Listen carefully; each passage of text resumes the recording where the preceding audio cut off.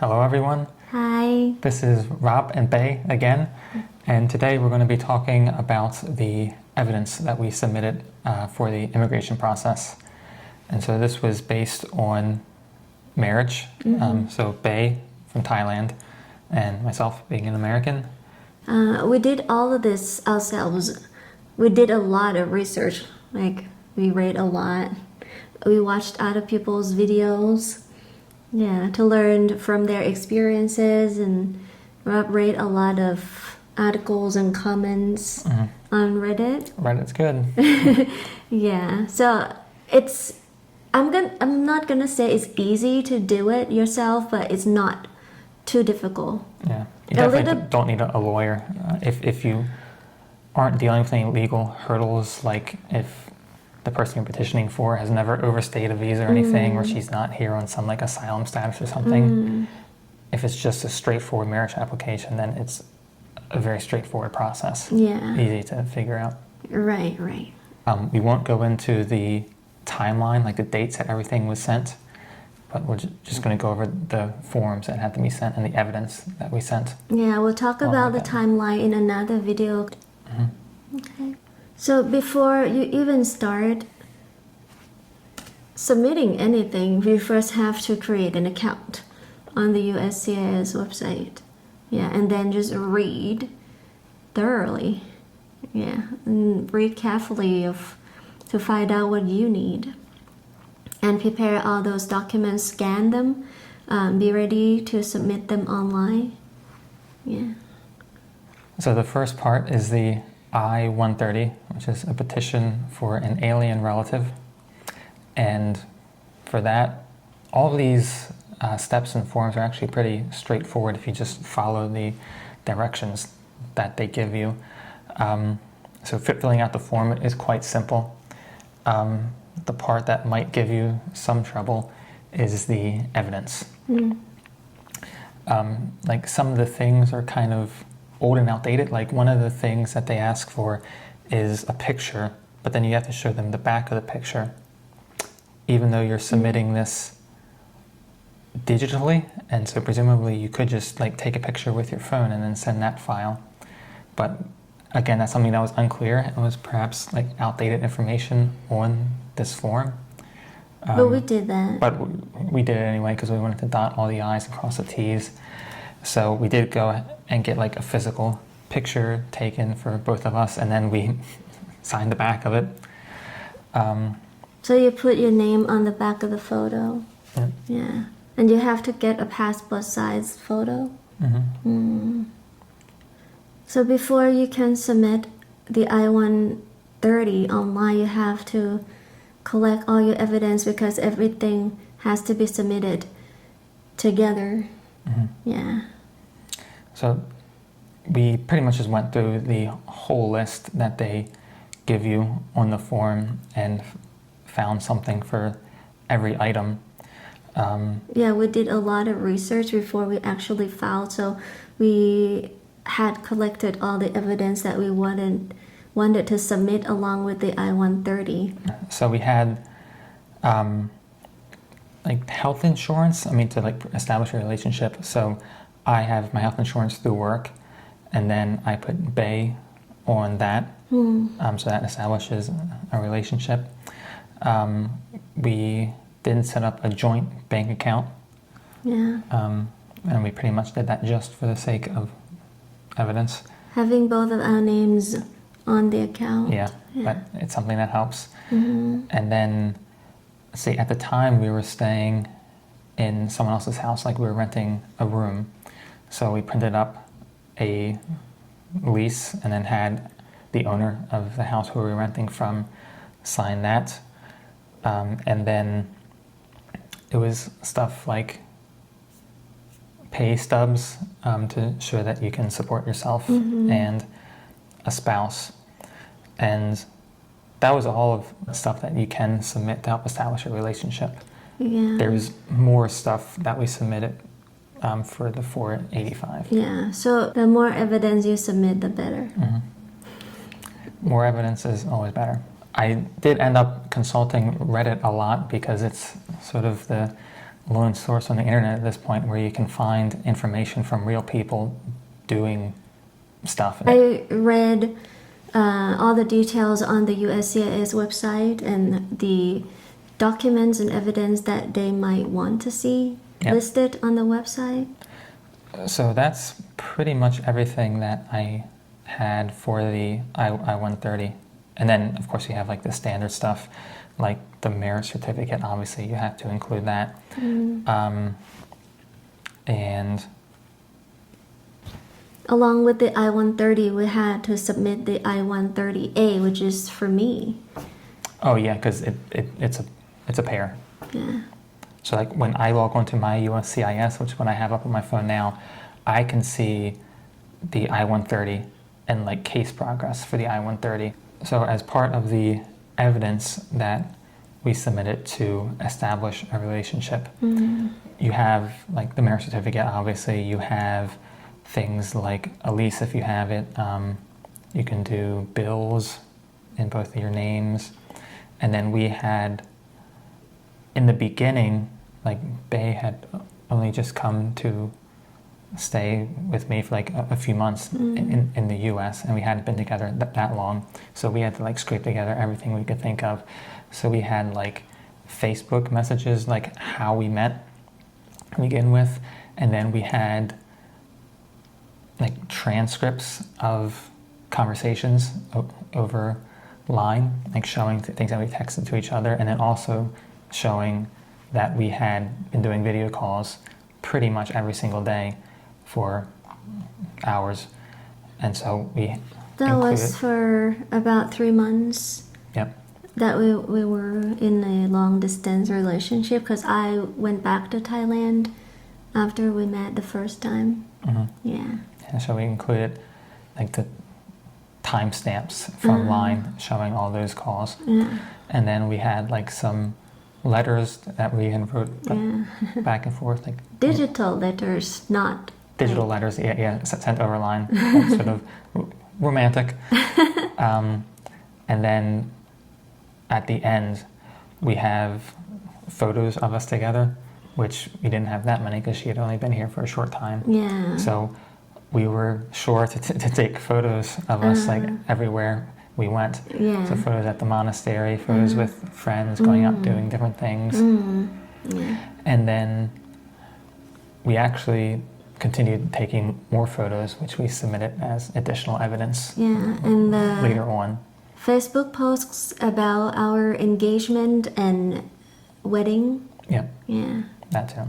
Yeah. So all of this stuff was basically just to get approved on the I-130 and 130A to start out with. And you can always submit more later on. Right. So that was the initial evidence that went along with the forms online. Yeah. Yeah. And we also did the 864, which is to establish like financial support or something like that, like showing pay stubs, that sort of thing.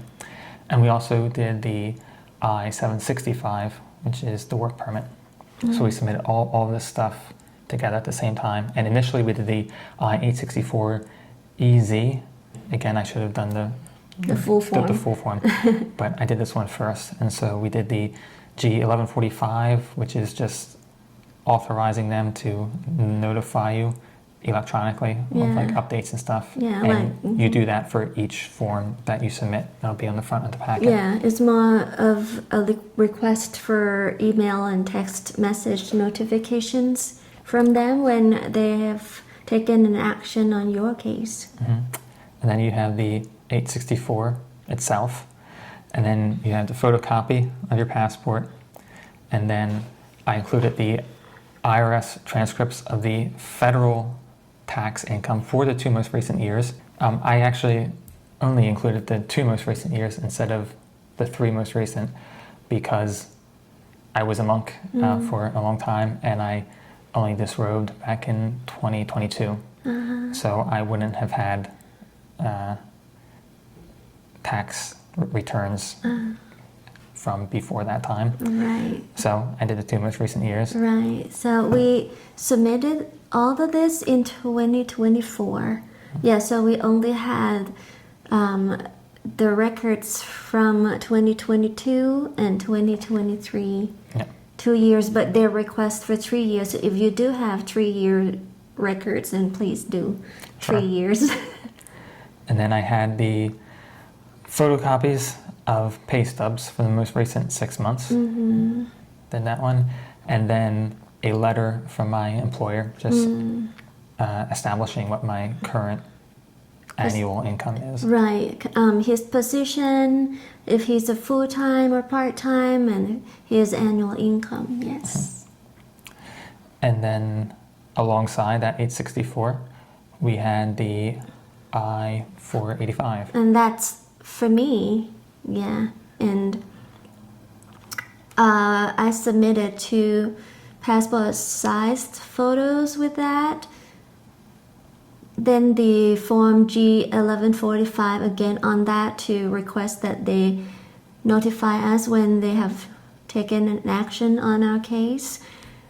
And then we also had the G1450, that is authorization for credit card transactions. Please check your card limits before you send it, because like a dummy, prior to this, I had for some reason put a limit on transactions and ended up getting refused. Because his daily limit was too low, like he forgot to Increase it. to increase the daily limit, and So and it got they couldn't. rejected, and then we had to resubmit the whole thing, and it took forever for this whole packet to get back to us. So we ended up like printing out and filling out everything a second time Yeah. to send that in, rather than waiting like the month and a half it took them to get it back to us. So make sure that you have your daily limit increase to cover the whole costs of this. Yeah. And then the I-485, which is, I have the name right here, application to register permanent residence or adjust status. Okay. Well, all of these forms I'm going to put the links to in the description, so you can check out the links down below. I included a copy of my passport, a copy of my tourist visa, because I came on a tourist visa, and a copy of my I-94. If you are a tourist, you know what an I-94 form is. Yeah. So you need that as a record of your arrival and departure. And also I included a copy of my birth certificate and the English translation of that. Because my birth certificate is of course in Thai. Yeah, so I needed to have that translated and submitted the translation along with a copy of the actual certificate. And then the last one is the copy of Form I-797C, which is the notice of action of our submission of the Form I-130. Oh, okay. Yeah. So that's why Rob said though you have to submit the I-130 first, get this I-797C notice of action, and then you can submit your I-485. Right. Yeah. And then the last thing submitted in this packet, much more straightforward, is the I-765. That's for the employment authorization document, or EAD as it's called. So the same kind of evidence, 2 passport style photographs with your name written on the back.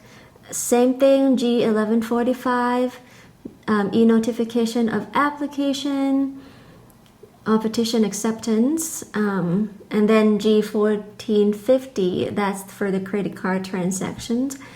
And then the form itself, I-765, application for employment authorization. Yeah. And also, along with that, I had to submit again, a copy of my passport, a copy of my non-immigrant visa, aka my tourist visa, a copy of my I-94, and again, also a copy of my birth certificate in Thai and the English translation of it. So with all of these forms, even though they are all asking for like the same stuff, you actually do have to include different copies for each one. Like if it's asking for birth certificates for the 45 and for the work authorization, then you have to include them in both of those. Yeah.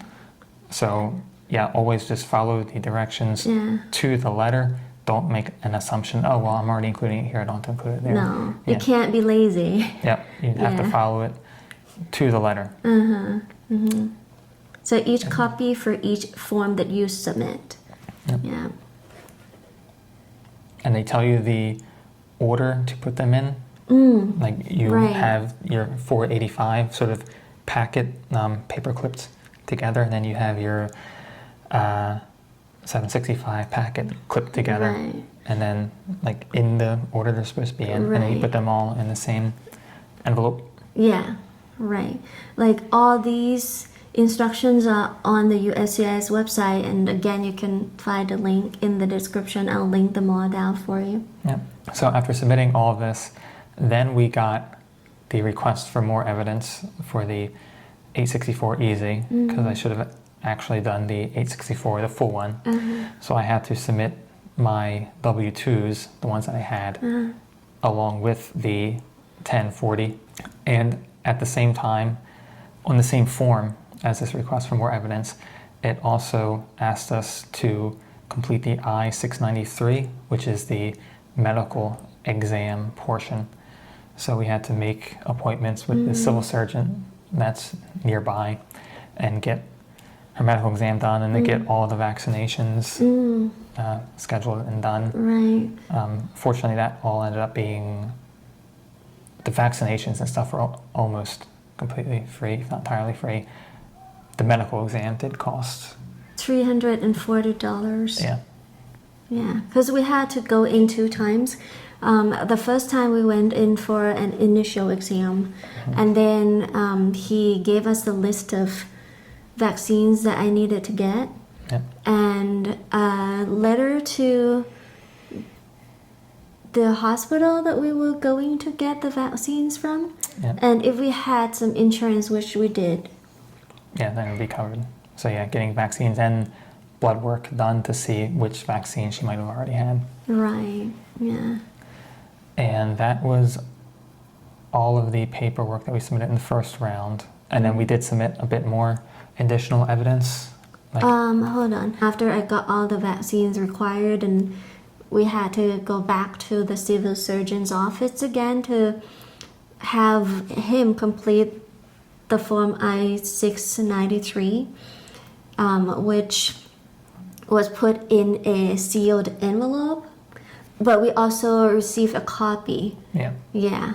So again, the second package we submitted included the full form I-864 with all the supporting evidence, his W-2s, and more tax stuff. Okay, and my medical examination and vaccination record, or form I-693.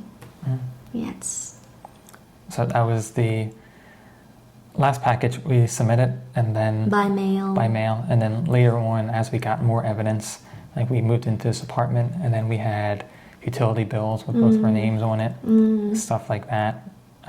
We went and visited my mom.